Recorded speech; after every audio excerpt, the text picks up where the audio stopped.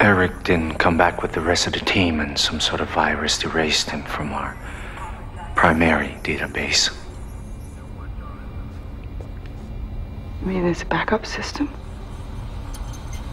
He won't get far. And anyone who went with him wouldn't have either.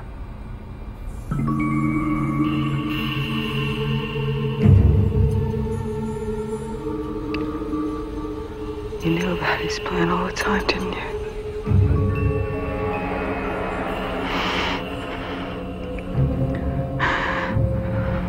This is all one big manipulation to keep me from going with him, wasn't it?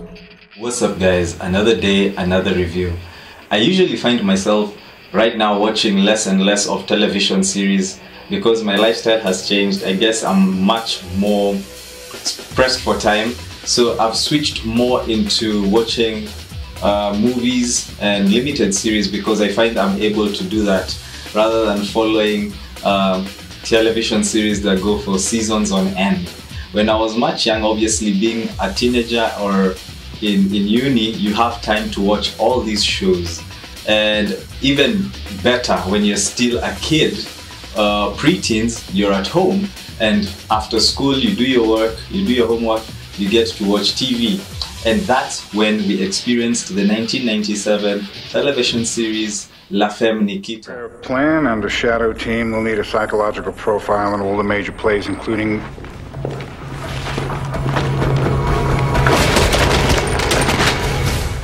starring Peter Wilson or Peter Wilson.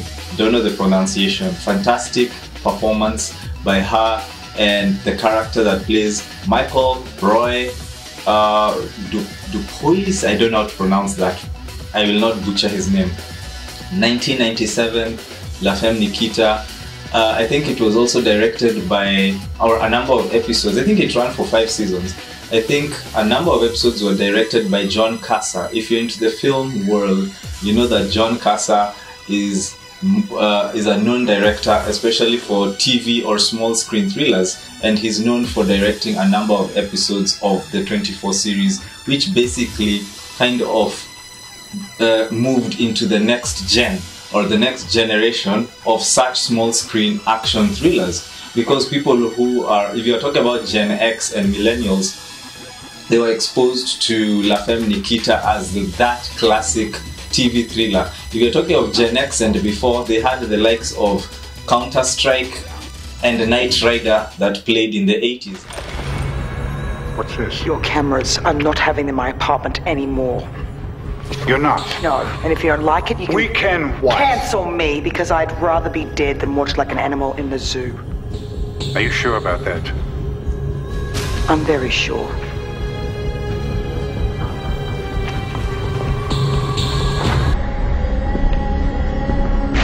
I'll review those one day.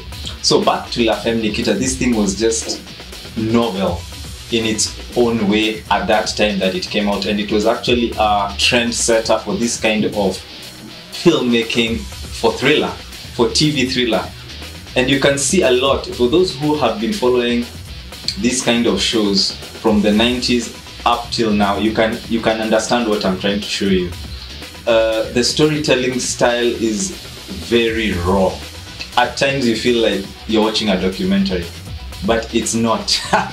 That's the level of realism that La Femme Nikita projected in this world of espionage.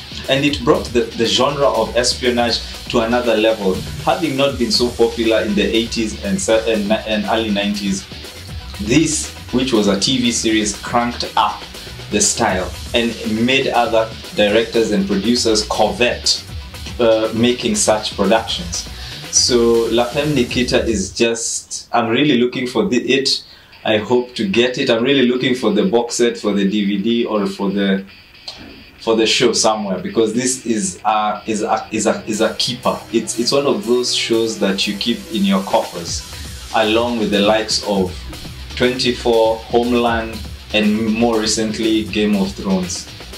So my rating for La Femme Nikita is 9 over 10. I rarely give television series such high ratings. I think this is probably the first series, I think I did give 24 9. I'm not sure if I reviewed 24 yet. I think I reviewed the film 24 Redemption straight to TV 2008. 1997 La Femme Nikita, 9/10. Till the next review, ciao.